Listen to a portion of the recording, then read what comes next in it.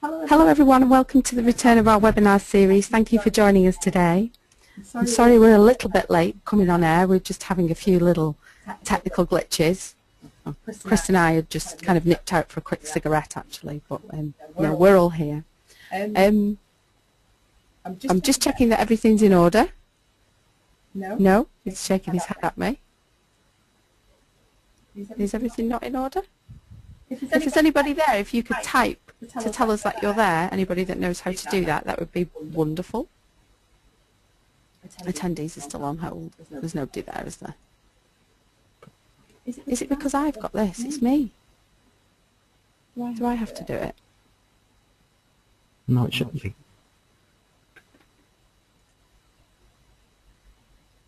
The broadcast is now starting. All attendees are in listen-only mode.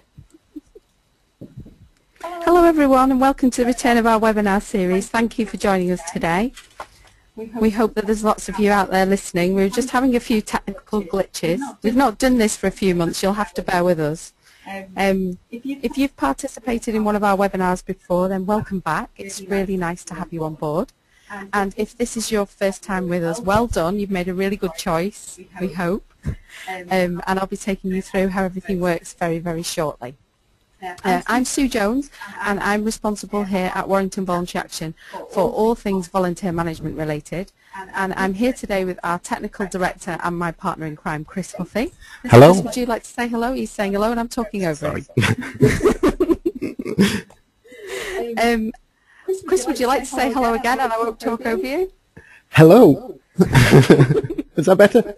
That's much better. Thank you. I'm sorry about that. You'll have to excuse us, everybody. We're being incredibly professional, but there's a little bit of hint of giddy going on in here because this is all, we're remembering how to do this. And we have a couple of really interesting guests lined up for you who are on your screen and who I will introduce to you a little later on. So what I'm going to do is I'm just going to take you through how this stuff works, because I'm hoping that there's some of you that are new to webinars or at least new to our webinars, so I thought it would be worth just pointing out some of the tools and the technology that's going on here. So what you've got is on the right hand side of your screen you should have a control panel, and really the only bits that you need to pay attention to are the space where you can type questions, and those questions will come through to Chris here, and he'll be able to collate those for when we're having the discussion. There's also a comment section, and you can comment on there, but it's worth pointing out that if you do that, then everybody can see your comments, so just bear that in mind. I'm hoping that we're going to get some questions from participants today. I'm really hoping that you've come ready with your questions and that you're ready to share your comments and your reflections as we go along. So there'll be opportunity for you to do that. And if you want to speak, then what you need to do is you need to press the hand icon, which is there on your panel on the right hand side, and that lets Chris know that you are caller on the line basically, and that you'd like to come on air and chat with us. If you're tweeting, and we hope that you are, we've set up a hashtag for today's webinar, and it's really original. It's WVA webinar, and what we've decided is that we're going to use these for all our future broadcasts. So you'll always be able to find out what's going on, even if you can't actually take part live. The other thing to say is that these broadcasts are being recorded, and we will upload a playback of them, so that you can listen to them at a later date should you wish to do that, or you can share them with your colleagues and with your networks, because that's what today is all about. So hopefully you're sitting comfortably and you're all raring to go, and what we'd like to do is just to make sure that there are some people actually there and that I'm not talking to myself. We'd like to try out our first poll of the session. So some of you will have taken part in a poll before. It's just for fun and it's completely anonymous, and we've got just about 2 or 3 of these popping up. We've got a question for you coming up, and there's a choice of responses. So what we'd like to do is just please select the one that you most identify with. So that should be coming up on your screen in a moment. So it should say, I signed up for this webinar today because I wanted to find out more about this webinar stuff. Or it may be that you're brand new in volunteer management and you're looking to make connections, or you're looking to get more involved in the volunteer management networks. And I can see that you're already taking part in that, which is fantastic. So we've got those responses coming in.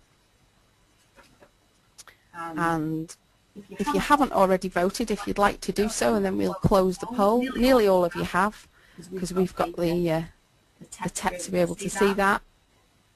Okay, we're going to close the poll, and the results tell us that it's fairly split actually. 29% of you each want to find out more what this is about, and you're brand new to volunteer management. So that's really, really interesting. So thank you and well done for joining us. Really excited that we've got some new people on board. And 43% of you, so quite a big chunk of you, are actually looking to get more involved in the networks.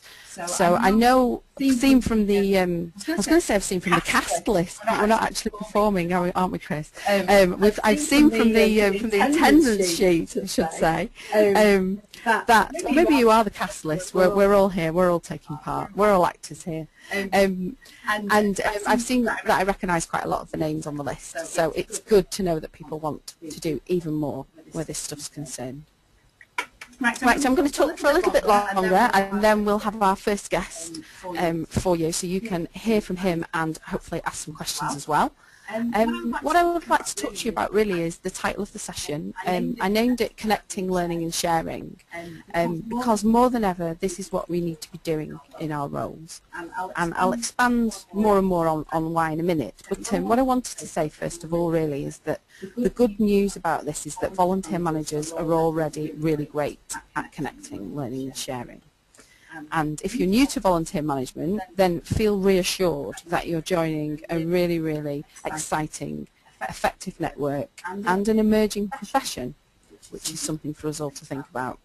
And the reason why I say that we're already really good at this stuff is because I've been running network events and training events and learning, facilitating learning for volunteer managers for a long time now. And what I always find is that people do this naturally when they come together face to face. They want to share, they want to find out each other's experiences. Sometimes they want to have a good old moan as well, but the idea is that we move on from that and we look at what we can do with the learning that we've put into place. What we need to think about, though, is that we can extend those activities much more. So we have access to online platforms, tools and resources, and because this stuff's more freely available, on the one hand we could say, oh, it's sort of more stuff to fill up my day, and therefore, you know, I need to kind of set time aside to think about it. But actually, what I'd like you to do is to think about that in a much more positive way, and to see it as an extension of the face-to-face networks that we already take part in. These tools and resources have become more freely available, and this has simply extended the opportunity to take you beyond your usual groups and beyond your geographical places. So we're not suggesting for a minute that the online stuff needs to replace face-to-face. It's all about everything working together to complement one another, to support you in your role. But to participate effectively, we need to understand a little bit more about networking and how that works. And we need to recognise that it is, in fact, a key skill. Okay, and what I find traditionally when I bring this up with people is that it can create an uncertainty and a feeling of apprehension, sometimes for the following reasons. Sometimes we think networking is associated with approaching complete strangers at an event and having to start to talk about yourself. By networking, we might think that other people mean that they're going to come and try and get things from you, things that maybe you don't really want to share, and so you might view it a little bit suspiciously. You know, and as I've said already, in voluntary sector circles, networking is sometimes associated with simply getting together to have a good old moan, which doesn't really move you forward. So I can see why the word networking can be a little bit of a barrier for people. But we need to think about this stuff in different ways, because it's okay to think about what you want to gain from networking, but what I also want you to do is to think about what you can offer. Okay, so these are the themes that we need to sort of take with us. Now, part of networking is about learning. And this is also crucial to help us develop as managers of volunteers. So we're also saying with our title for this session is that it's no longer a top-down approach. And, you know, traditionally opportunities for networking, sharing and learning have been led from within organisations from the top, or perhaps even by support organisations. And the purpose of that has been to meet internal needs or to upskill the workforce or to put on events for people. And clearly upskilling is still important, but two things emerge which need to be considered. The first one is, and we know this, organisations don't always know what's best when it comes to learning and development for volunteer managers. I think they're getting there. I think they're starting to listen, and there are some really good examples of organisations that are effectively pulling together and doing this stuff really, really well. So please don't think I'm bashing organisations needlessly. But in my experience, they don't always place a value on making an investment in learning and development for volunteer managers and supporting the need for them to go out and network. The other thing that we need to think about is that the workplace is changing. And that's not exclusive to the voluntary sector and the community sector. It's changing everywhere, and it requires us to be much more self-directed in the way that we develop and grow and the way that we develop new skills and knowledge. So what does all this stuff mean? And I promise you I'm going to stop talking in a minute and I'm going to hear from our first guest. I think it's a fantastic opportunity for us to drive this forward, to drive our own learning and development, to connect, to learn and to share in the ways that we need to, so that it's beneficial for us as individuals, for our organisations and subsequently our volunteers, let's not forget them of course, and ultimately is beneficial for the profession as a whole.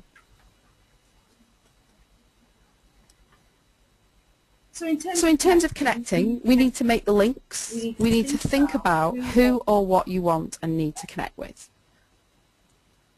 In terms of learning, this is something I'd really love you all to sort of take away and think about. We can all do volunteer management good practice.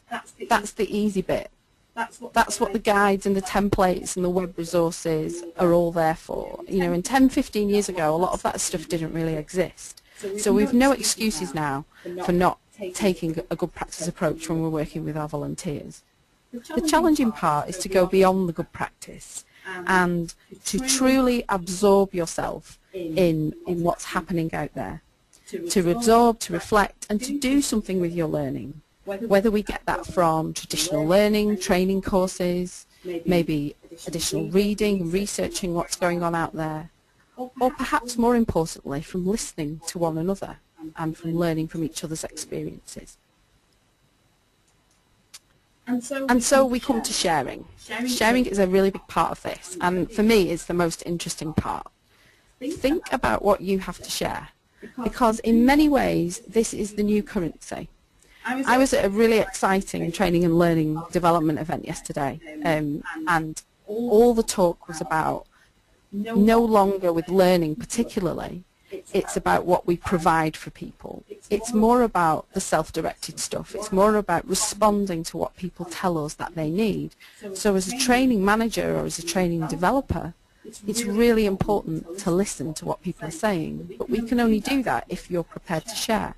We can only do that if you're prepared to tell us what it is you need. So think about what you have to share.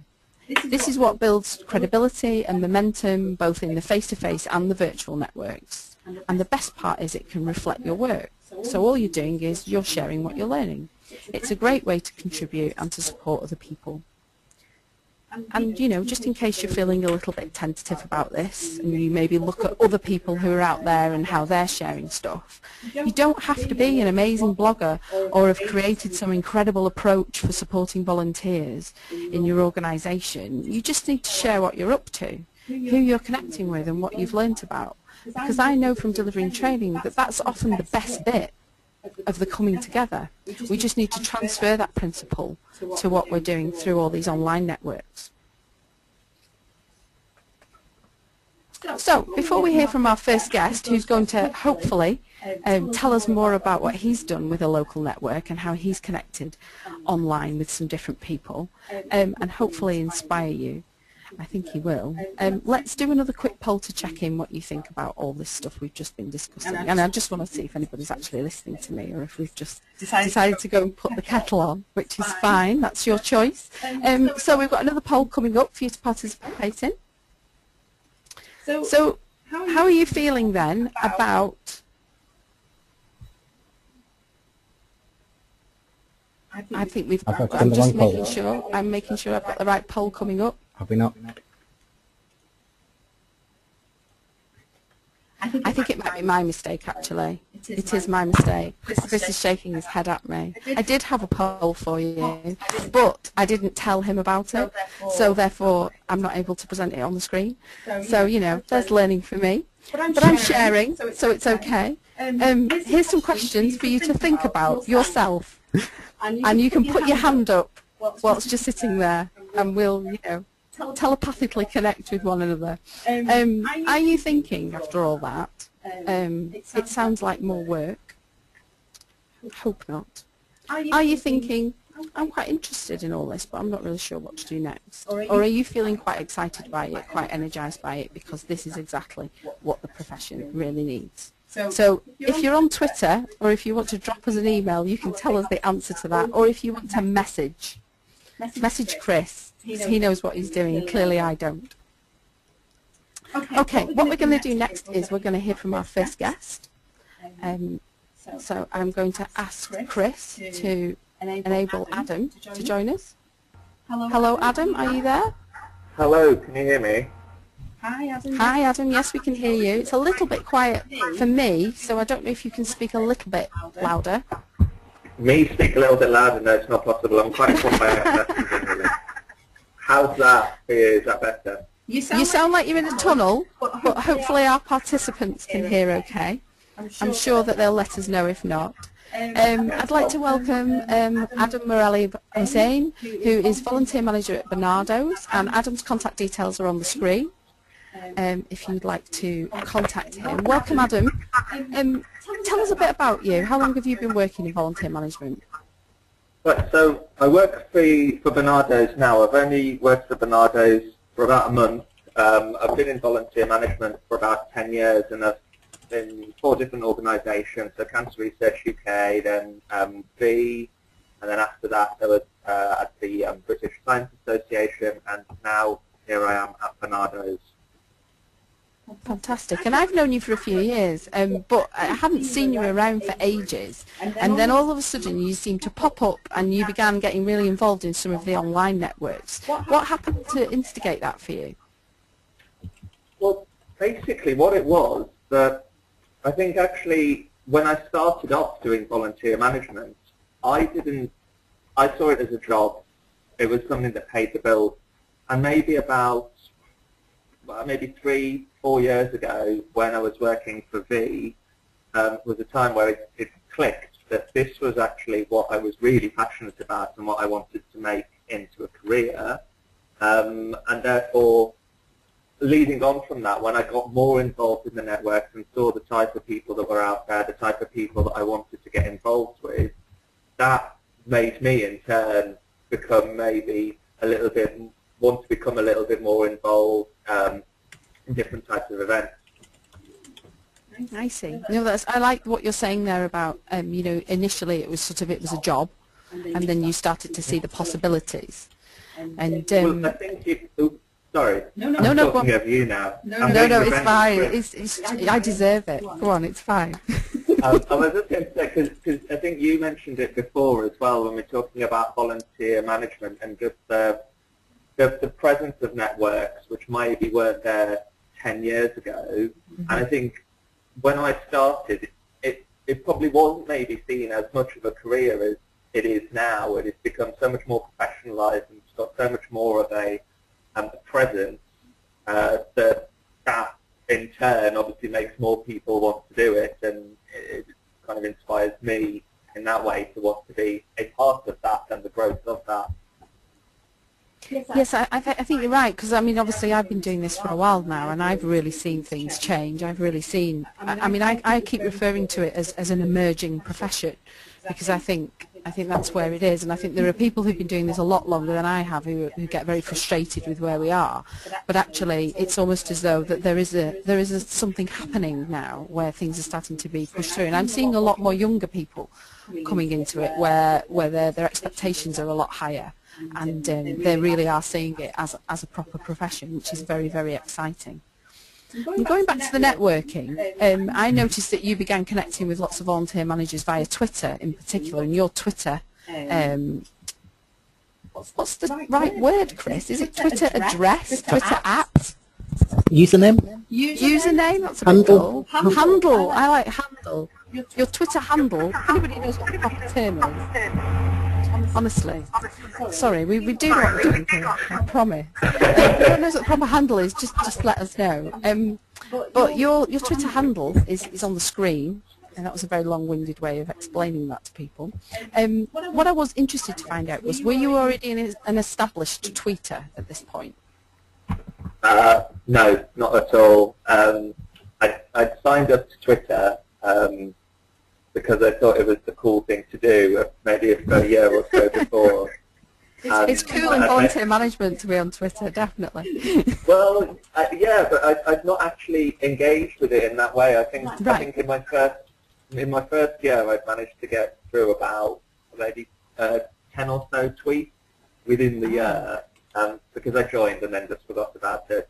But actually, quite handily at the time, as I said before, when I was getting more involved in the networks, was also the time when I started a new job and I took over the responsibility for their Twitter profile. So at the same time, I was becoming more introduced to that as a part of the role, and therefore getting more used to it on a more personal level as well. I see, and I think one of the things that, when I talk to people about Twitter is that, people often sort of sign up for it and then they might leave it for a while before they actually do something with it. I noticed that a lot. I think I actually did that myself. And it's almost kind of like you have to find a reason for it. And those of you that haven't maybe sort of discovered Twitter or decided what you think about it, actually using it in this capacity, in a professional development and networking capacity, is a really good reason to sort of take it up, to be honest, and at least have a bit of a go with it. So how did you set about connecting with people, Adam? How did you know who to follow, for example? Because that's a question I get asked. How do you know what to do? How do you know who to start following? What did you do? Well, I think for a lot of people who know me know that I am maybe a little bit of a technophobe. So I think, the fact that even I understand it is hopefully an encouragement to other people. But in terms of knowing who to follow, it's actually, Twitter is a lot easier than I expected, because you've got a search function on there, so you can type in a word like volunteer, or if you know a particular name of a particular person, people who are big in the sector, and you can type that name in. And also as well, it's once you know certain people, people like Sue, people like Bob Jackson, Emma Corrigan, I could go on for ages, but people who are really frequently participating in networks, you also know that they will be following key people. So you just look at who they're following and basically steal their friends. Yeah, so it's kind of like and it's quite nice, isn't it, to go and have a nose and see who other people are following. I quite like doing that. And then you can kind of pick the ones that look interesting and create your own, your own set of people to follow. Yeah, I think it is the kind of worth remembering, rather than just clicking on absolutely everyone. It's always worthwhile to have a think about which people might be more relevant to your sector. And I tend as well is to have a look at things after a few months, and I'll go through the list, and I think that if maybe it's some people, you're not hearing from them, or the tweets are slightly separate from the work that you do, then you can stop following them. Yes, I think it's part of this, actually, first of all thinking, what am I going to use it for? Who am I going to follow? How am I going to connect? But then it's a learning tool in itself, isn't it? Because then you start to realize the potential with it and what you're actually getting out of it, what you're giving with it. And then you can you can edit it, if you like, to suit the route that you've decided to go down. And there are people that quite successfully combine the personal and work-related stuff, actually. So it can be done. It's just that obviously if you're tweeting about work things and you're representing your organisation, you really, really need to consider that. So I think what's really interesting for me, Adam, is about what happened next with you, because from the outside looking in, it seemed to me that you'd begun really chatting with individuals, and the next thing you'd arranged a face-to-face meet-up, and this group had been created. But the group itself seemed to come together online, and then the meeting took place in the real world, which I just find that really, really fascinating. Is that actually how things developed? In sort of, in a way. I mean, I'll just briefly kind of paraphrase it in that I met up with someone who I was networking with on Twitter, who I had worked with before in a previous job. Twitter brought us back together. We went for a cup of tea, for a catch-up, to get out of the office, and then we found out that we were just talking a lot about different issues in volunteer management that affected us. We decided to do it again, and then decided that when we do it again, that there's no reason why we shouldn't just invite more people along to do, to just catch up in an informal environment. But when the topic is the one thing that we all have in common, i.e. volunteer management, and therefore, the opportunity to talk about best practice, to share ideas or suggestions, is what came up from that. And it was then just a really simple thing to do, of just choosing a date and a time and telling people about it, and telling people to tell other people. I think you mentioned before that the online networking is not replacing face-to-face. So I think having these face-to-face meetings is a good way of just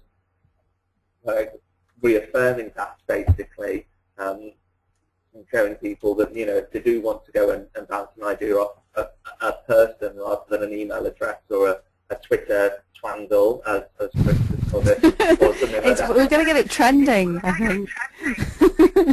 I think so. But, I mean, just finally as well, I think you mentioned before, now, rather than having the top-down approach, it's the opportunity for us as volunteer managers to drive things forward. And I don't think at any point I could ever take, all of the credit for setting up this network, because it was quite clear that other volunteer managers said, yeah, this would be a really good idea. So that provided the motivation to do it. One of my colleagues as well, who I met up with originally, also drove it forward. So it's definitely something for the volunteer managers have led it. Excellent. I think what's interesting as well is that I understand that there's a plan of Manchester tea shops going to be in order. Is that right? Yeah. Is that just a yeah, rumour? I'm well known amongst my friends, and hopefully now amongst the volunteer management community, for and also my colleagues as well, for just having a very in-depth knowledge of Manchester tea shops and where you can get your best scones and cakes from. So I already have potential venues for the next 6 meetings mapped out, and all different ones. And I think maybe as well as blogging about the actual event afterwards, we should maybe also have some kind of cake feedback, just to support other volunteer managers who might want to go for cake in the future. I think this sounds brilliant. You could even, you could do promotion and get sponsorship from the tea shops, or maybe they'll provide you with, free tea and cake. Who knows where it can take you? The possibilities are always endless.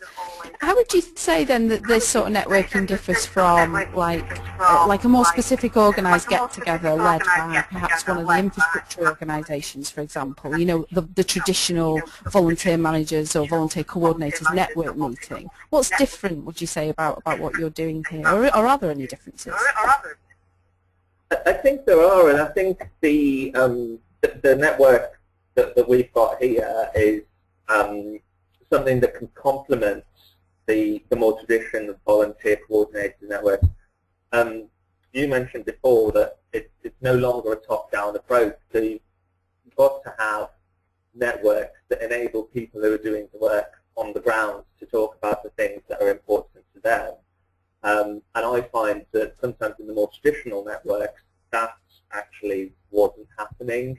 It was more along the lines of, and it's understandable because these networks are funded networks and they are set up, and obviously they've got to report back to funders about results and outcomes and outputs, so that there always has to be much more of a structure to it. And quite often I go along to these events and I think that if the specific theme of the event is not particularly of interest to me or to anybody else, then you're not gaining that much from it. And I found that what I was gaining most from was the lunch, not because of the food, but because of the opportunity to talk with other people and find out about maybe projects that they've started up and ways in which they've engaged with volunteers, and looking at how we can share those ideas and best practice.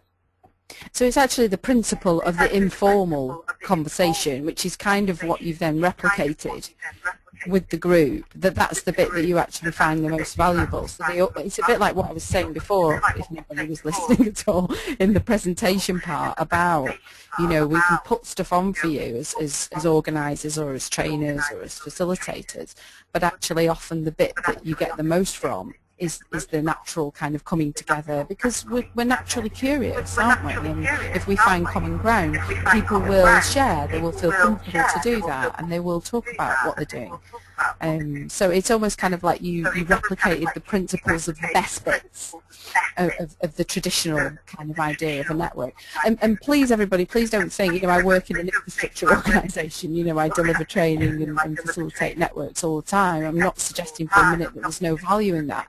I think what I'm interested in is the shift and this idea that people coming together can drive things themselves, to complement anything else that might be happening that's organised. And this is what I'd like us to get our heads around, really. So what's next for your group, Adam? Do you have plans to meet up again soon? And how can anybody get involved in that if they're interested? Yeah, we do have, basically when we met the first time, one thing I did once we'd all, towards the end when we finished our chapter, I asked the people that were there what they thought really in terms, because as I say, I want to be a network for volunteer managers. So I asked them what they thought. We're looking at maybe doing it quarterly. So I've just started a new job, so in that whole kind of hecticness of the first month, that's all gone by in a bit of a blur. So my plan is towards the end of this week or maybe next week, look at the diary, put a date in for some time in June, and then get around to spreading the word. I have to say that because the last one was done at a relatively short notice, the actual promotion of it is something that I think I really want to work on more, because I think there's the people that are engaged in these networks who would find out about it, but there's plenty more volunteer managers out there who aren't. So any way that people can try to spread the word is always good. In terms of people finding out about it, Chris has pointed out, because I hadn't noticed as well, that my twangle is slightly wrong. I've got two N's. It's very wrong, and and I know that that's a sensitive issue for you, and I kind of, it's a big no-no. I kind of, I'm really, really sorry. It's absolutely fine. Normally people miss out one of the D's rather than one of the N's. It's just me being awkward. But Chris has put the correct one on the chat board, and also my email address. And also for those of you who are involved with TT Volunteer Managers Club for Thursdays, I attend, last time I put out the information about that with that hashtag. And yeah, just email me if you're interested, or follow me on Twitter, or find me in a Barnardos, somewhere nearby. There's loads of ways. I think if you're involved in this tweet, if you're involved in this webinar now, then the chances are that you will be in the right network to be hearing about the next event when it happens. And if someone's from outside of the Manchester area, they're welcome to come along, aren't they, if they happen to be in town? Oh, absolutely, yeah. I mean, I don't see it. The only reason why it is a Manchester Volunteer Managers Network is because this is where I'm based, and that makes it easier. But for anybody who happens to be visiting or passing by, I want to drop in and chat, because the volunteering management arena is blessed with such a diverse range of people. So the more people we can get in, and the number of different people that can come into that, is the more best practice and ideas and suggestions that can be shared. Mm-hmm. But also as well, above and beyond that, is I have to say that when I say setting up the meeting was a case of picking a date, picking a venue, and then telling everybody about it, and you might think that sounds a little bit simple, but that's exactly how it was, because you rely on the people that come along to lead the discussion. So even if people aren't in Manchester and might not be in Manchester on the day, there's nothing stopping them from, you know, maybe talking to a couple of other volunteer managers in their local area and setting up something similar, because, you know, we can just take over the country with volunteer manager networks in tea shops up and down the land. I like the sound of that. I'm hoping that people, maybe in their local area, if they're feeling a little bit inspired, to get together with people. And like you say, people can contact you, and it's on the Twitter handle is Addam with 2 M's before the H. I do apologise about that. We will make sure that from the broadcast, lots of things that we mention, links, a playback and a recording of this and the slides, and everything will become available to all of you. So we'll make sure that we triple check all those spellings, etc. I've got a couple of questions coming in for you, Addam, if you're up for answering them. Yeah, not a problem. Brian is asking, how do you get people to follow you, because following other people doesn't always lead to more followers for yourself. So obviously you having a certain amount of followers has been relevant, you know, for you being able to spread the word. But how did you get to that point? I find that if you slip them a $5, it usually works. How do you do that virtually? It's called PayPal. It works. Of course. No. Not that we're promoting PayPal specifically. Yeah, no, not at all. Other money transfer services are available. No, in a serious matter, it's one thing that I almost found a little bit, maybe not frustrating, but at the start I was thinking, why aren't more people following me? And it's a case of, you know, you get involved and then people soon realise about, you know, what you're saying, and that they want to pay attention to that, and getting involved in the different networks as well, and, you know, being a regular contributor to those, you know, to the other regular contributors start to follow you, staying in touch with relevant news, also, you know, also helps, because, you know, if you're talking about that, and, you know, when I say relevant news to the volunteer management sector, talking about that, and then people think, oh, okay, well, you know, I'll start following this person because they have opinions that I'm interested to hear. So you know, maybe at the start it can be a little bit, and maybe it's me just on a personal level thinking, oh, well, I haven't got more followers, but don't see it in that way, because after a while it just starts to grow, and one of your followers may retweet you, as in, you know, repeating the message that you said out to their followers, and then some of their followers will follow you, and then it just starts to grow, and now I actually don't bother looking at the numbers thing at all, because, as I said before, when, as well as being kind of selective about the people you follow, you've got to see it as kind of the quality side rather than the quantity side. So if you've got 20 followers, if you've got 20,000 followers, I have somewhere in between, by the way. then you've got to look at what you're able to provide to them, basically. Yeah. And I completely agree with you, because for me, I mean, I'm on Twitter and I've been on Twitter a while, and it really isn't about the numbers at all. And I think, to answer Brian's question, it's a reciprocal thing. And I think you mentioned, Adam, there about retweeting. And I think this is where we can start to contribute and support one another. So one of the things we're going to show you later on is how you can find out who are some of the sort of key people that are tweeting around volunteer management stuff. And there are some lists that have been produced. Rob Jackson's produced quite a few lists within his own Twitter about volunteer management people that you can follow. So, it's about sort of looking at what's out there and making that information useful to you, but then sort of sharing it about with others. And I think slowly but surely the momentum actually starts to build. So there isn't a formula for it, really. And I like that about it. I like that it's dependent on, a goodwill and the connections you make and the quality of those conversations that you're having. Because for me, it feels like there's a lot more authenticity about it. Definitely, and I think what Chris has said there as well actually is a really key point, is to see it as a two-way street on Twitter. Yes. So if somebody sends you some information, if say hi, say thanks to them, find out a little bit more about what they do, because I think some people might just lurk on there waiting for the life-changing moment to happen. But if you make it a two-way street, then that really important nugget of news that you're looking for, you're more likely to come by it if you're actually engaging in dialogue rather than just following.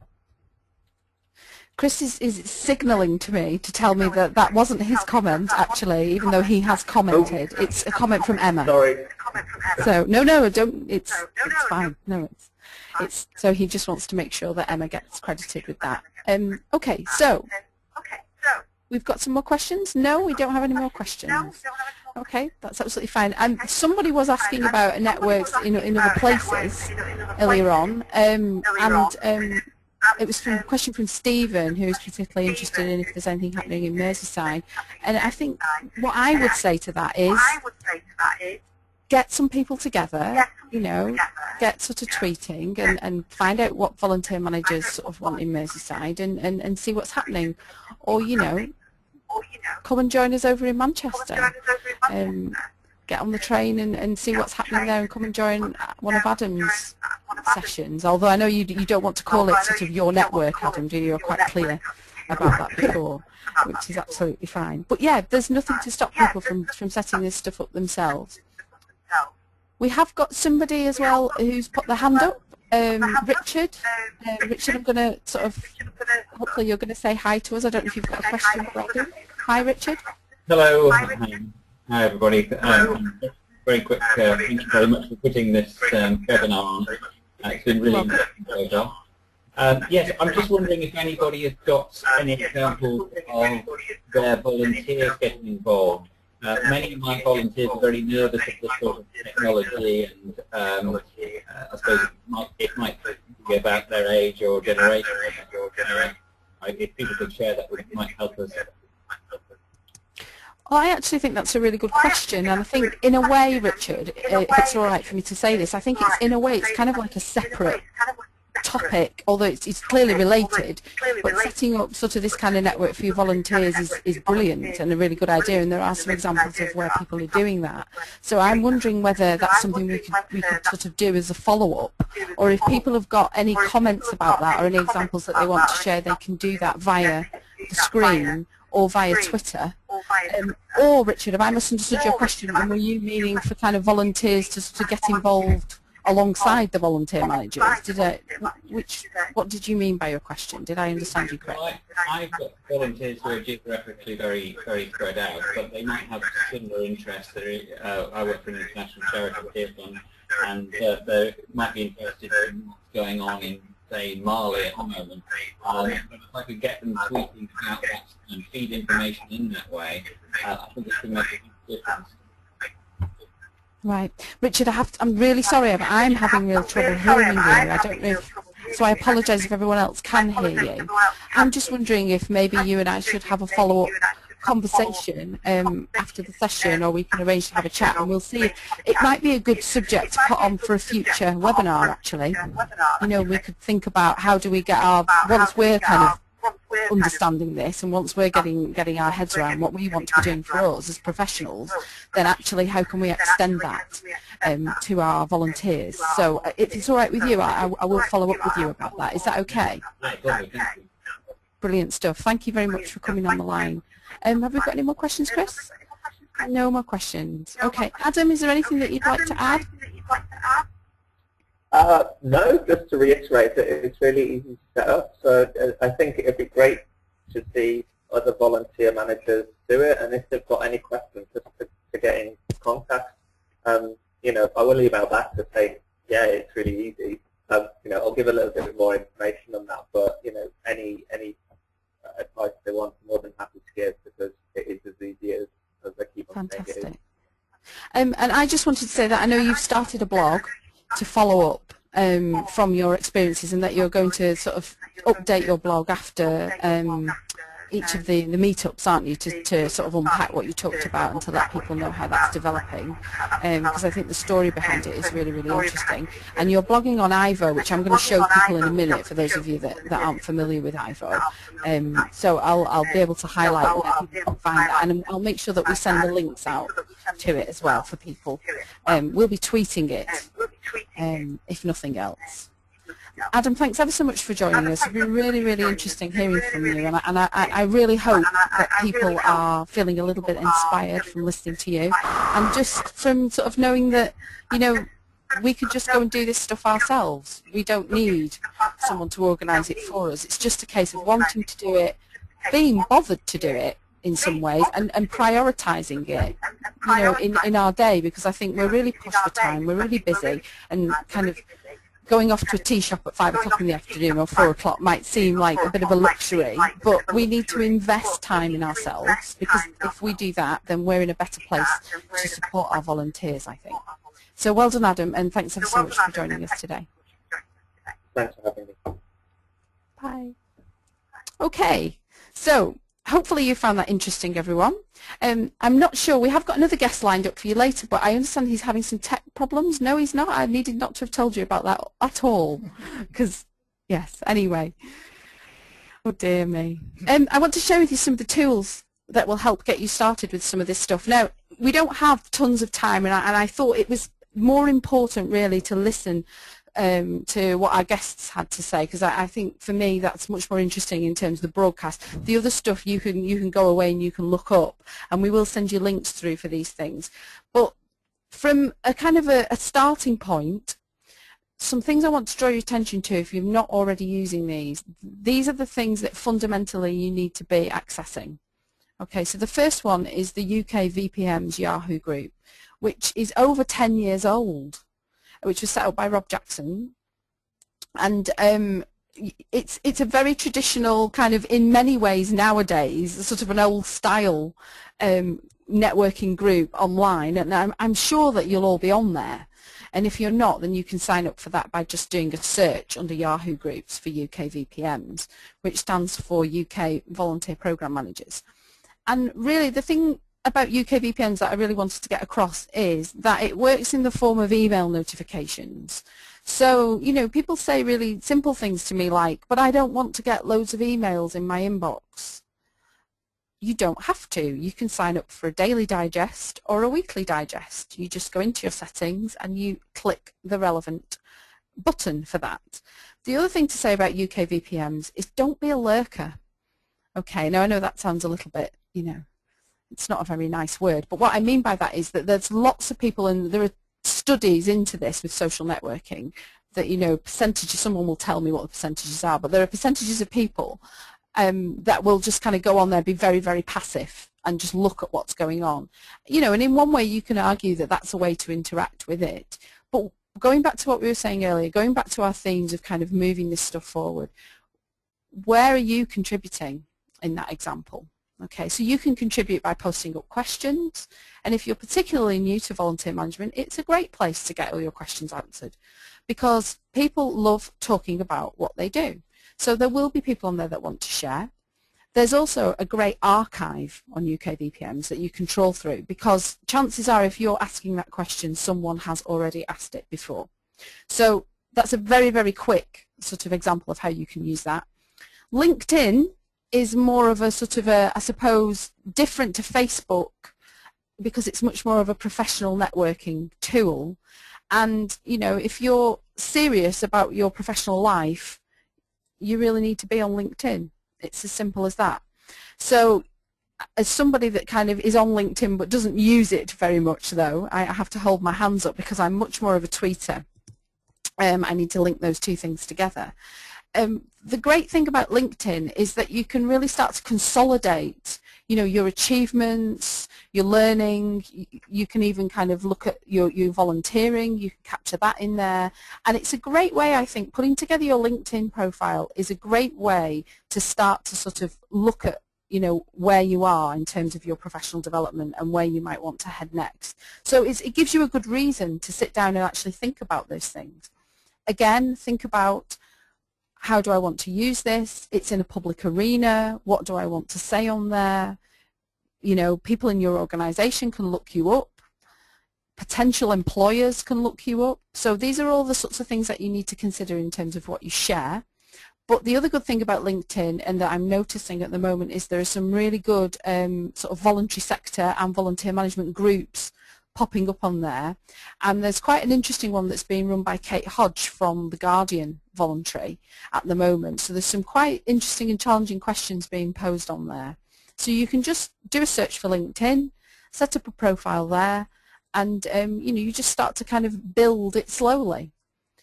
Make sure you upload a photograph though. I'm always amazed by people that have a LinkedIn profile with no photograph. You really, really need to, you know, and maybe your photograph on LinkedIn is different from your photograph on Facebook or your photograph on your Twitter. These are all the little nuances and the little details that people will take notice of. Okay, the other website that's on there is the newly launched IVO, which was formerly iVolunteer. And what that does is that gives you opportunity to blog and share your experiences if you want to do that. Or you can just read other people's. You can find people to follow on there, a little bit like the principle of Twitter. And they now do this really great weekly digest where they sort of tailor items that they think you might be interested in finding out about. Now, I'm going to try and do a fancy thing with my computer here to take me to IVO. Oh, wow. Yes, that really did not work in the rehearsal. So I'm sharing all my secrets here with you, you know how rubbish I am at this stuff. So here's an example of IVO. And if we just do a little bit of a tour around, and hopefully that's coming up on your screens now. I'm just going to go to the home page. Now I'm actually logged in with my login here. So it brings me sort of the stuff that's happening with me at the moment. And over here on the right hand side that you, oh no, you can see it properly on your screen, it's just on my screen, it's covered up. This is where you would create a profile when you very, very first log in. But we can have an explore of the tabs at the top here, and I'm always particularly interested in the blog posts that come up. And there's quite a lot of activity happening with the blog posts at the moment. So what's really great about IVO is that we are seeing perspective from both volunteer managers and volunteering organisers and organisations, but we're also getting the perspectives of volunteers. So it's a great place where volunteers and volunteer managers can hang out together. And there are people on here from all over the place. Here's Liza Face, who I connect with on Twitter, and she's in Oregon in the USA, and she's actually going to be doing one of our Thoughtful Thursday tweet chat blogs that's coming up in a few weeks' time. But she's started to do a little bit of blogging on here. She's just discovered IVO. So there's an example, and we've also got Addam's blog is on here. Networking Inspiration and my first ever blog post. Okay, so if you wanted to follow up, you can do a search up here for people. I don't know if, yes, that is being pointed out on the screen. That's good. And so you can read all in detail about Addam's experiences, and this is where he'll be blogging. And you can follow Addam, and so you'll get a notification that will tell you when he's done his latest blog. Okay, so the other thing I wanted to do with Ivo was to show you a little bit about how the Thoughtful Thursday tweet chat works. So now I've lost my place from where I was before, but it's okay, because I'm going to find it in a very cool, calm and collected way. And I'm going to keep talking to you all at the same time. Here it is. Here's the lovely Brian Lynch, aka Antisocially Constructed, who provided the most fantastic blog piece for last week's Thoughtful Thursday tweet chat. Now, those of you who might have been hearing about Thoughtful Thursday, just to tell you a little bit about it, we started it back in October last year, and it was an initiative that was led by a fantastic group of people that I work with who are all real live volunteer managers who are based all around the country. There's about 12 of them, and they're volunteer management champions. So they're all people that I kind of connected with and identified to help us big up the profession, start doing some writing, and start talking about some of this stuff in an open arena. And they're also people who are doing a lot of things locally in their networks to challenge some of the issues that volunteer managers face. So they're doing a lot of things at local level and internally within their organisations, and I'm encouraging them all more and more to blog and share about that. But what we do with the Thoughtful Thursday, and what we came up with, was we were noticing on Twitter that there are these things called a tweet chat. And there's lots and lots of different ones happening, but from a learning perspective, I thought this would be a great idea for people to share what they've been doing, and for us to focus on maybe a weekly topic. So what we do with the tweet chat, and I'm trying to find the instructions, but because Brian had the record number of comments for a Thoughtful Thursday, I'm having to scroll down to the bottom. We use, hopefully you can see that, we use the hashtag here, TTVolManagers. Okay, so the hashtag is the Americans use it as a symbol for numbers, I think, don't they? Chris is nodding at me. He knows about that stuff because he's sciencey, not like me. I'm just fluffy. Words and people. But yes, so you put the hashtag in front of it, and if you're on Twitter you can do a search for loads of different hashtags. You know, loads of things are trending with hashtags at the moment. Some of them are a little bit bizarre, so I'm not recommending that you follow those. But from a volunteer management perspective, every Thursday, if you put this into Twitter, then you will see what's going on. But the best place to find out about what's happening with volunteer management Thoughtful Thursdays is on Ivo, and also another place that I'm going to share with you a little bit later on. So how it works basically is, let's see if I can get back up to the top of the page. We have a blog post. Sometimes we have guest bloggers, sometimes I blog, and that provides us with our theme, if you like. That's our focal point, and we're open to suggestions for what you'd like us to talk about and discuss on Thoughtful Thursday. But be warned, if you come up with an idea, I might ask you to blog about it because I might feel like it would come better from you. Now, if you really don't want to, that's absolutely fine, but it's a good way to get you started if you're interested in doing a little bit of blogging. And some of the people that have provided Thoughtful Thursday blogs recently, it's been their very first blog. So if you're tentatively thinking about doing that, it's maybe a way in for you. So I'm happy to take suggestions about it. But I am all booked up to July. So, you know, you have to get in there if you want to feature before the end of the summer. Now, how it works is basically we provide our blog. Brian's is a particularly extensive one, which was brilliant because lots of people really engage with it. But it can be short and sweet. It doesn't have to be as long as this. If you're looking at it and thinking, oh my gosh, I wouldn't have that much to say. This is a very creative piece that Brian did actually around the Eurovision Song Contest, but we won't get into that because there's no time. You need to look it up and read it if you're interested. But how it basically works is the blog's there, and then there's comments boxes at the bottom of Ivo for you to be able to join in the conversation. Okay, so these are all examples of people sharing their thoughts, sharing their ideas. So not only do you have the resource of the blog itself, we also have the content and the contributions from everybody else.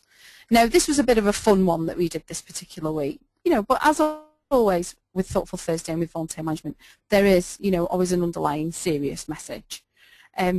So sometimes we focus on some of the heavier issues.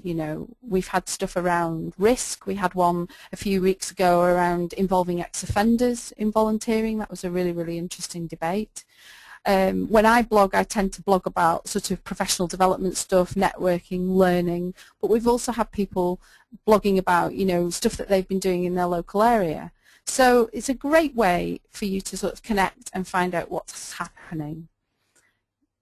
If you're not a fan of Twitter or you really don't want to go on Twitter, this is a great place for you to still make a contribution, because you can sign up for an Ivo account and you can share your thoughts on here.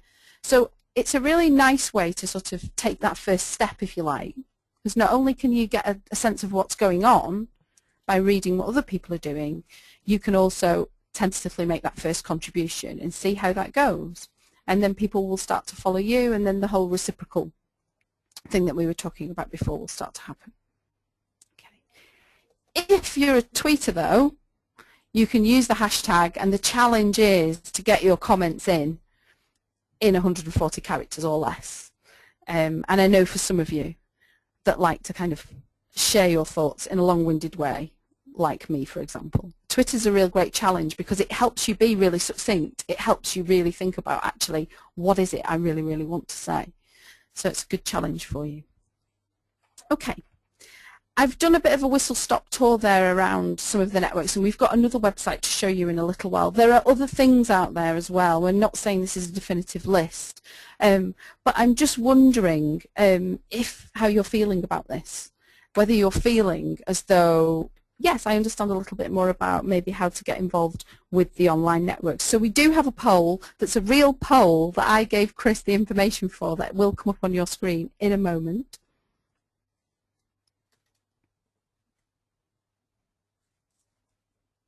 Yes, that one. I'm just telling Chris which one it is. It's already running, apparently, because we've already run it before. Yes, I know. I really need to pay attention. I do apologise. I'm just talking now and forgetting that there may be kind of 30-odd people out there listening to me, if they're still listening. Okay, so 60% of you now understand how to get more involved with the online networks. And 40% of you want to know a little bit more, which is great because we've got a little bit more for you coming up. Okay, so I'm conscious of time, so I want to move on and introduce you to our next guest. Hopefully he's there. I'm going to introduce David Small. David, are you there? Yes, I am. Can you hear me? Hello, David. Hi. It's Hello. lovely to have you. So David is volunteer coordinator with West Berkshire Libraries. And hopefully I've got his Twitter handle right, and if I haven't, I will change it. But the reason why I wanted David to join us really is because for those of you that are still feeling a little bit unsure, and those of you that are still quite new to what you're doing, I'm thinking that David's going to give you some ideas and inspiration, and because I know David started to sort of blog about his experiences as well. So David, tell us a bit about yourself, and tell us in particular, because I think people will be interested in this, when you started working in the field of volunteer management. Well, after quite a while after school, I did retail, licensed trade, adult social care, punctuated by university in between, and about 13 months ago I found myself in volunteer management. I transferred between departments of the council. I moved over from adult social care because of the cuts that were happening, and then found myself a home. Yeah, it was April last year. I see. So it's actually relatively sort of new and just under 12 months. Yes. Excellent. So it's quite a newcomer to the field, because I mean I found you quite quickly, I think, on things like Twitter and Ivo. It just seemed as though you've made connections and accessed a lot of the resources out there quite easily. Would you agree with that? Yes. I'd say it's not been without its cul-de-sacs, but I think a little bit of confidence and the ability to put yourself out there and start looking at who the movers and shakers are, really. Seeing who's posting on Ivo, seeing who's posting on Twitter once I eventually got the hang of it. You start to see little trends, little movements. A lot of these things will nudge you towards people that, people that you might like to follow.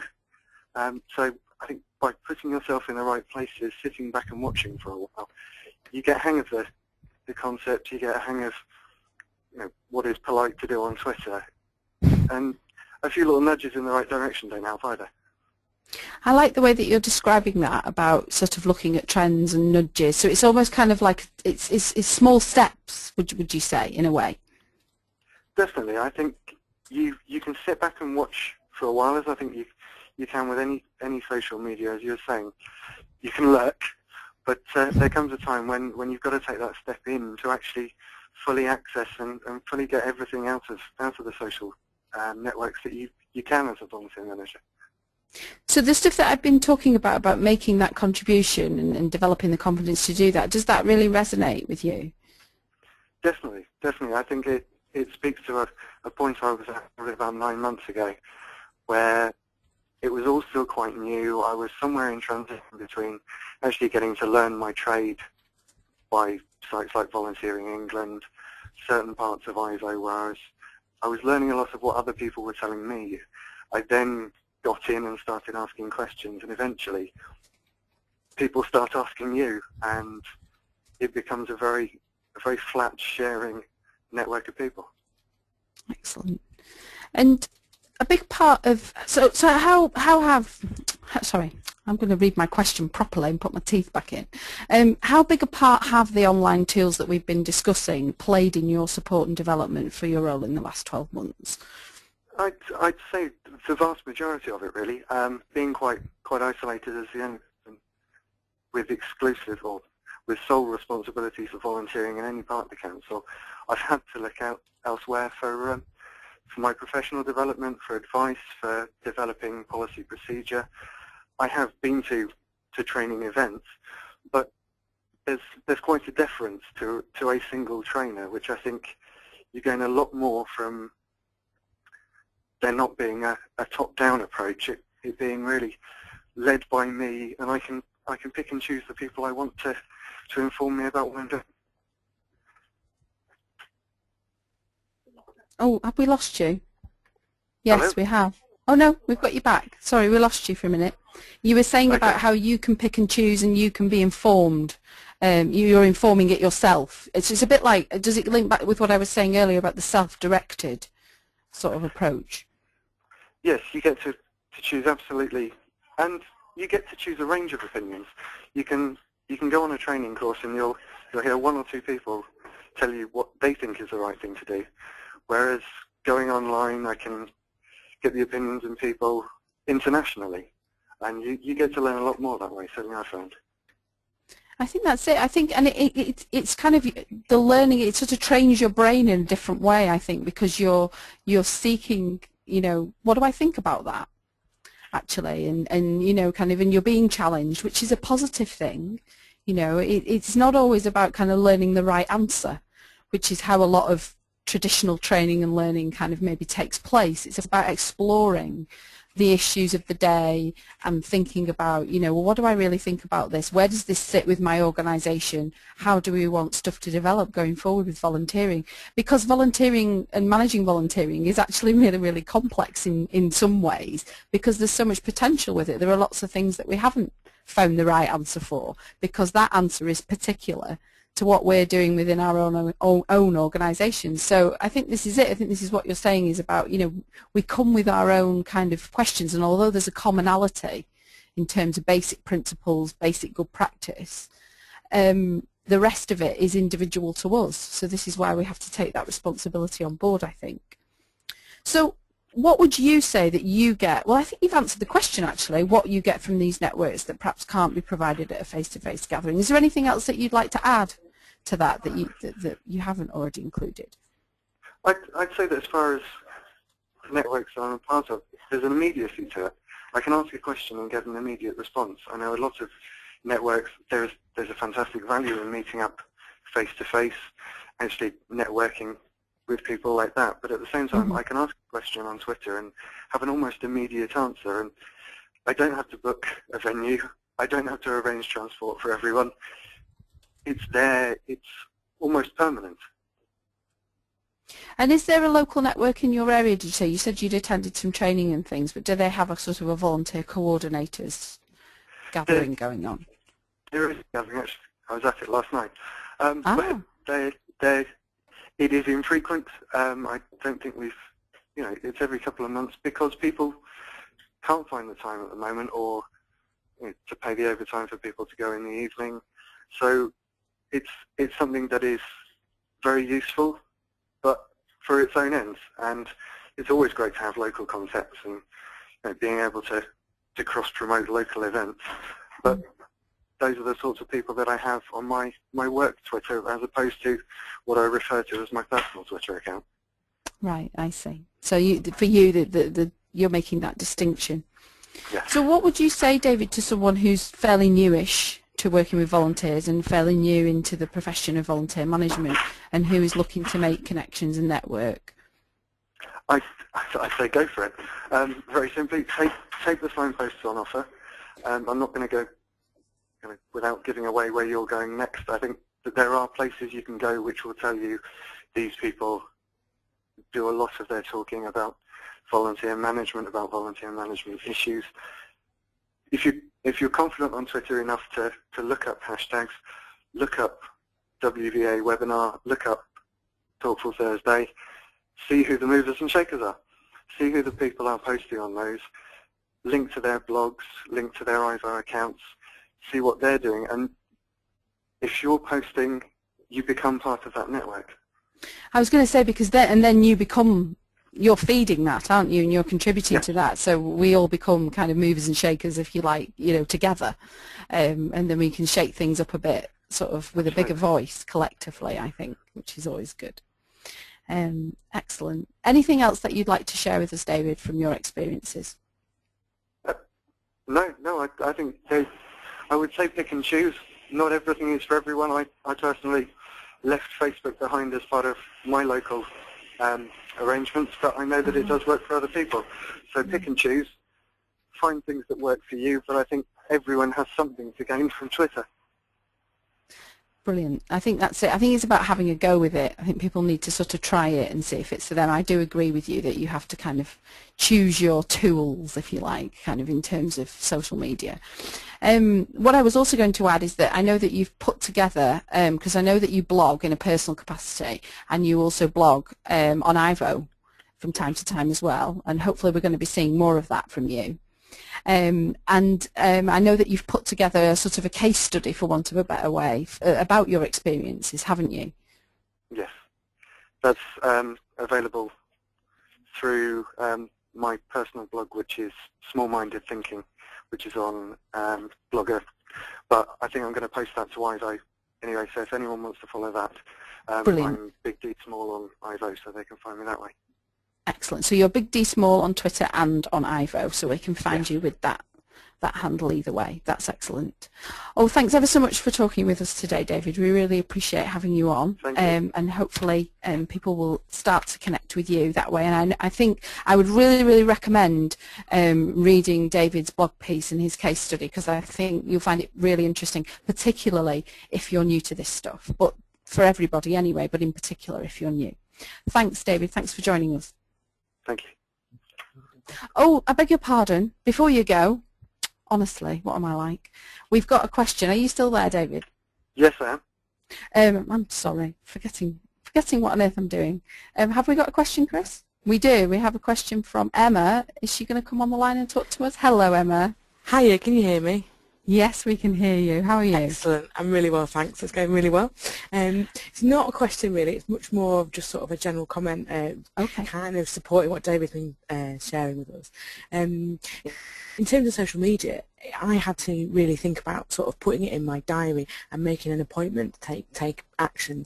So it's that thing of, because you've got to go and do that lurking and watching and seeing what's going on, but if you don't pop in maybe once a day, maybe once every other day for 10 minutes and just have a snoop around, it's very easy to not get started. And I think a lot of, like Adam said much earlier on about opening an account a year ago and then never doing anything, I was exactly the same. So it became part of my sort of morning ritual with my coffee, check my newsfeed, check my emails, check my phone messages, and just quickly pop onto Twitter and have a look. And I would say to anyone who's kind of new to that kind of activity to just don't feel guilty about taking that 5 minutes a day, 10 minutes a day and put it in your diary and actually force yourself to do it.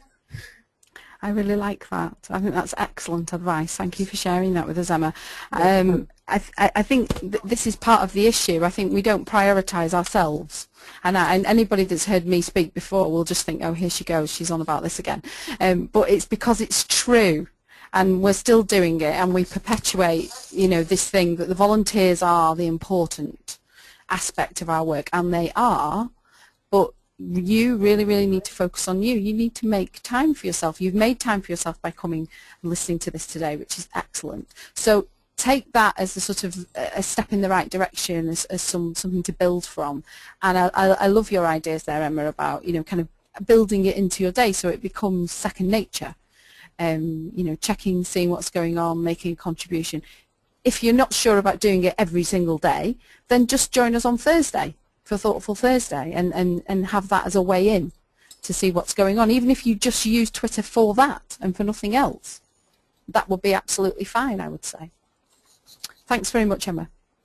Anybody else want to join us for a question, or have we got any more questions, Chris? No?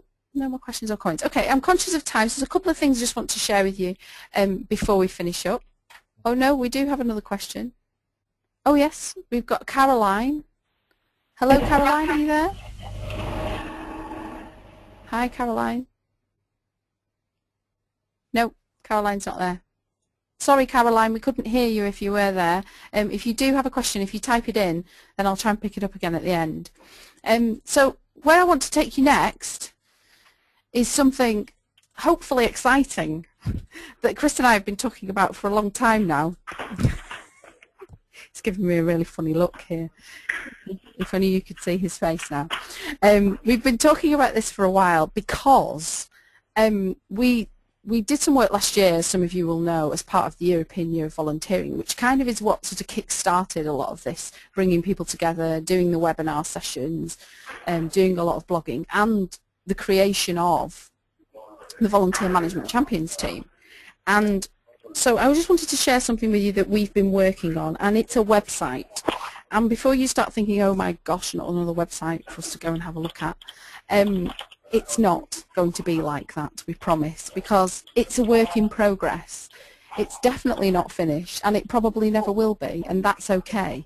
One of the biggest things we found with working with volunteer managers last year was in our efforts to try and respond to what volunteer managers were telling us they wanted, we found that a few issues in terms of people being able to scout for resources and access what was out there, but finding them was quite time consuming for people. So you end up missing some stuff, you end up not really knowing what's going on, and if you're new to all this, that was the biggest piece of feedback that I got. Where can I go to look for who to follow on Twitter, what websites I need to be connecting with? Some tips and resources really for starting out as a new manager of volunteers. Now, if you have an active volunteer centre with a network, or with a worker in the volunteer centre who's there to support organisations, obviously you can go to them and you can access that, and I really advocate that. Make use of your volunteer centre because lots of them aren't there anymore. So please go and do that stuff. But we've created a resource for you here, which, as I say, is going to evolve, it's going to grow, and it's hopefully a place that will get you started in where to go next. Before I show it to you, I want to say a couple of things. This is really, really important. This is not a one-stop shop or some sort of portal. That is not what this is. Okay, we are not advocating that. That is not what we're trying to be here. Okay, so I really, really want to get that across. The best way to think about this is that it's a kind of a signpost. It's your volunteer management signpost. Okay, it's a springboard, a platform that complements all the other things that we've been talking about today. All right, and we'll hopefully sort of pull some of the resources together. It's very much a work in progress. We're not doing this as part of a particular piece of work, or we're not being funded to do it. It's not, you know, specifically actually even part of our work, but we're doing it because we're really passionate about all this stuff, and we really want to help people and support people to develop. But we need you. We need you to help us to drive it in terms of contributing to it, letting us know what you want to see on it, giving us links to relevant resources that you found, and telling other people about it. And it's also going to provide a base for the Volunteer Management Champions team, for the Thoughtful Thursday blog, because one of the feedback pieces that I've had is that it's hard for people to find where the blog is because it's coming from different people. So what we'll do is we're still going to use Ivo and the format that we described to you with the comments section, but we'll originate the blog on this new website, and then we'll link through to iVolunteer as well. Hopefully it'll provide us with opportunity for us all to link up even more, and with all the other developments in volunteer management that are happening out there. So I'm going to do this whizzy thing with my mouse, and here it is. Welcome to Volunteer Management Movement. We are championing volunteer management. Okay, so as I said before, it is a work in progress. I'm just going to give you a very, very quick tour, and you can go away and play with it yourself. The URL is at the top there. It's vmmovement.org.uk. And what we've tried to do is provide some stuff on here for you. Now, we've divided it up into some very, very clear sections. We're saying that if you're a new volunteer manager, you might want to have a look at some of the stuff that's in here. If you're looking to develop yourself, so coming at this from a more development perspective, there's some stuff in here you might want to look at. If you're looking to get connected, we've provided you with the list of sort of blogging sites and forums and a description of what they are. Just some examples to get you started, okay? And there's also some stuff about what's happening on Twitter. So we've got some information about who to follow. So that conversation we were having before, who do I follow, where do I start? Here's a list of people for you to get you started. This is not a definitive list. If your name isn't here and you'd like it to be here because you feel that you tweet a lot about volunteer management stuff, then just let us know. Okay.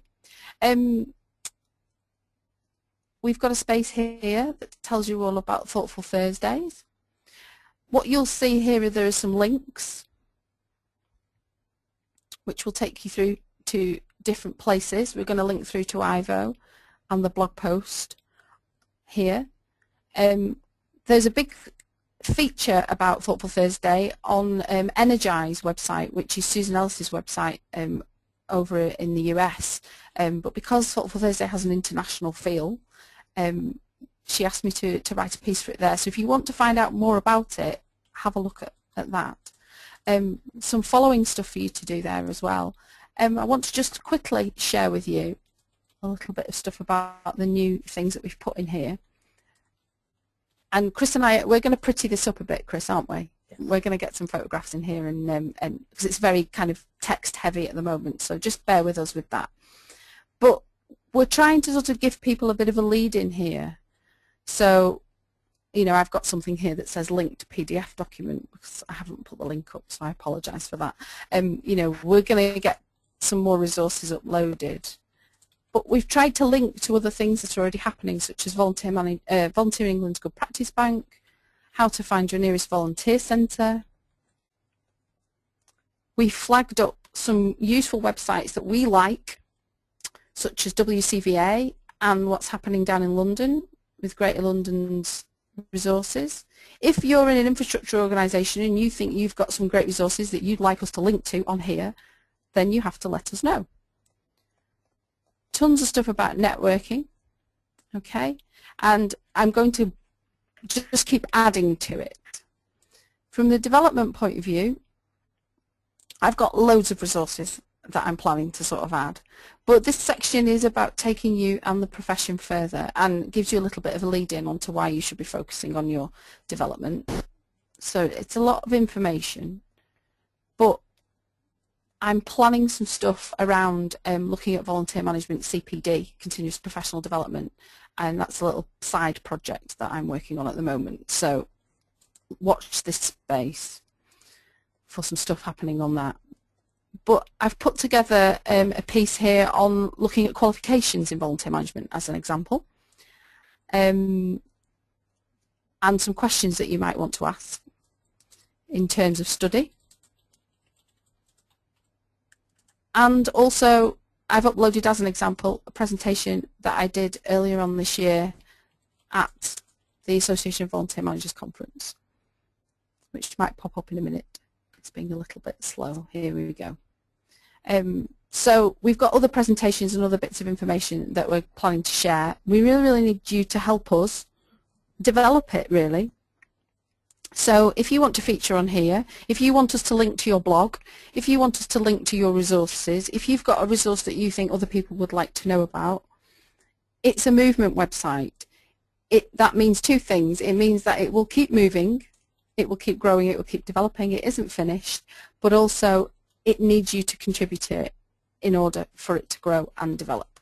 Okay, so that's all I'm going to say about that for now, because you've got the resource there to go and have a play around with it later on. No, that's not what I wanted to do at all. What did I want to do? I wanted to do that, didn't I? That's good. Okay. One day I'll do one of these broadcasts without chunnering to myself in the background. I do this when I'm training, really, so it's no different. Anybody that's worked with me in the classroom will know that this is what I'm like. So you're either going to love that or you're not going to love that. I'm sorry if you don't. Okay, so finally, connecting, learning and sharing. Any questions, comments or reflections from people? Have we got anything coming in, Chris? Any pearls of wisdom? I've got positive feedback about VM movement. Lots of positive feedback about VM movement, apparently. And I know there's been lots of chat happening throughout the whole session, which has been fantastic to see. Has anybody got a question? No? No questions? I think I've got you all talked out, really, haven't I? Because we've been on here for a whole hour and a half. That's an hour and a half of your personal professional development that you've invested in. So well done, everybody. Meet the Queen at Orford Park tomorrow, apparently. We can do that. That's in Warrington. We'll put information out on Twitter about the Queen. Is coming to Warrington tomorrow, apparently. Fantastic stuff. See, it's all going on in Warrington. We've got a poll before we finish. How could we forget the poll, Chris? It's a real one again as well. Okay, and it's to check in with you, really, in terms of how you're feeling at the moment. So we're interested to know, are you feeling inspired now to check out some of the tools that we featured today? Are you feeling inspired to participate in Thoughtful Thursday? Create a get-together for your local volunteer managers, or do all of the above? Oh my gosh! Oh my gosh, did you fix that? No, Christopher. 100% of you are going to do all of the above. Wow. Oh, that is amazing. That's really made my day. Well done, all of you. Thank you very much. Some contact details on the screen there for how you can follow us to find out what's going on. We're going to be doing one of these every other month, okay? So if you want to tell us about a topic that you'd like us to feature, and the call from Richard earlier gave us a bit of an idea for a starter, we could do with some ideas for that. And our next one, we haven't set a date for it, but we're planning something hopefully during the first week of July. So join us again, please, next time, and thank you so much for your attention this afternoon. Go and tell people about stuff. Go and tell them what's going on, and I hope to see and connect with a lot more of you on Twitter. Thanks very much. Bye-bye.